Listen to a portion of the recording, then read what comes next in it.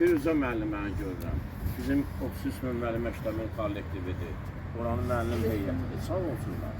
Gəlirlər, iştirak edirlər. Şagirdlər. Bu yaxında da görüşümüz olub məktəbdə. Texnik olmanda burada gəlib iştirak edənlər var.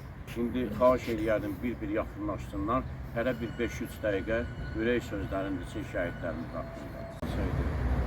Bizim xalqımız o təntənəni, indi də o görürsən silahlı qüvvələr ürək dolusu qeyd eləməzdilər. Bu uşaqlar canlarından keçməsəydilər, vətən bütövləşməzdi.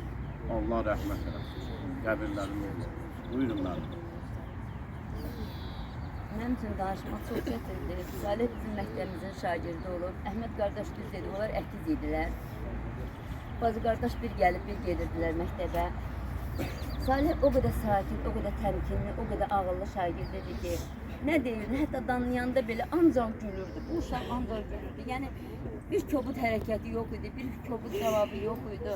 Mən hətta deyərdim ki, Fatimə bacısı Salihdən diribaş idi. Hətta bu dərəcədə diribaş idi. O qədər sakit idi ki, hətta mən onlara dedim ki, inan oxşamırsınız da, bacı qardaşı oxşamırsınız. Fatimə sən ondan diribaşsan, yəni dillisən. Nə bilim, əziz şəhid anaları, əziz şəhid ataları, qarşınızda baş əyirəm. Çünki belə oğullar böyütmüşsünüz, həqiqətən də biz bu torpaqda indi tam sakit, sərbəst yaşayırıqsa bunların hesabınadır, bu şəhidlərimizin hesabınadır.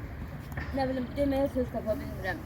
Rəmziyə xanım, Səfavət qardaş, bacıları, mən sizə həqiqətən səbir diləyirəm. Burada şəhid analarını biz tədbirlər keçirdirik məktəbimizdə. Əksər şəhid analarını mən artıq tanıyıram. Çünki şəhidlərimizin adına sinif anaları açdıq məktəbimizdə. Şəhid ataları, anaları gəldilər, sağ olsunlar.